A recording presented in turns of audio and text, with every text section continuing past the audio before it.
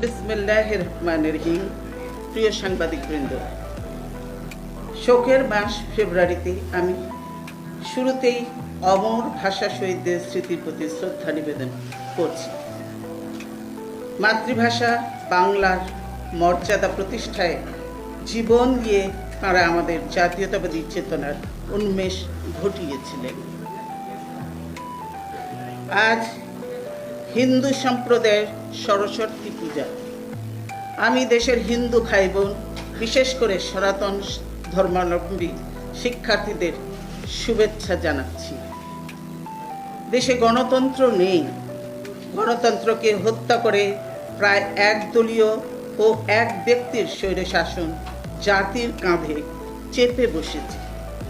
এটা করা হয়েছে কারসাজি ও জবরদস্তির মাধ্যমে।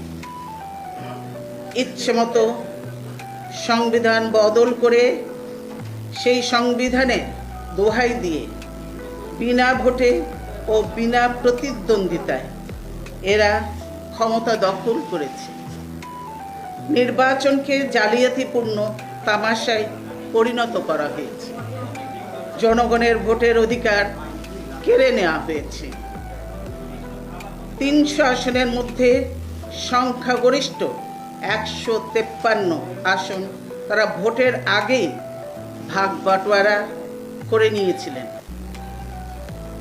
বিএনপিকেও তারা এর এক ভাগ দিতে চেয়েছিলেন। আমরা আসন ভাগাভাগি চাইনি।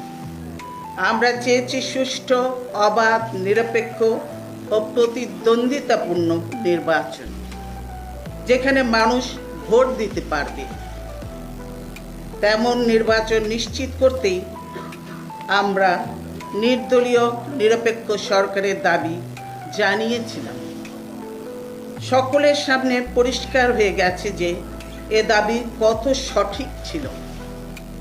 জনগণের ভোট, অনুমোদন ও সমর্থন ছাড়া ইতিমধ্যে তামাশার সংসদ ও ক্ষমতা দখলকারী একটি অবৈধ সরকার গঠন করা হয়েছে। এই সরকার ও সংসদ বৈধ জনপ্রতিনিধিদের দ্বারা গঠিত হয়নি। এই সংসদের নেতা, স্পিকার, ডেপুটি স্পিকার, সাজানো বিরোধী দলের নেতা কেউই জনগণের ভোটে নির্বাচিত হয়নি।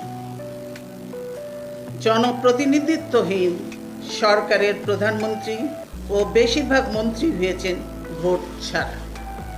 এরা কেউই নির্বাচিত নন। ইচ্ছে মাফিক রদবদল করা, সংবিধানের ধোঁয়া তুলে আইনের ফাঁকে এদেরকে নির্বাচিত বলে ঘোষণা করা হয়েছে। এরা এক সময় বলতেন সংবিধান তারা বদল করেছেন জনগণের ভোটের অধিকার রক্ষার জন্য।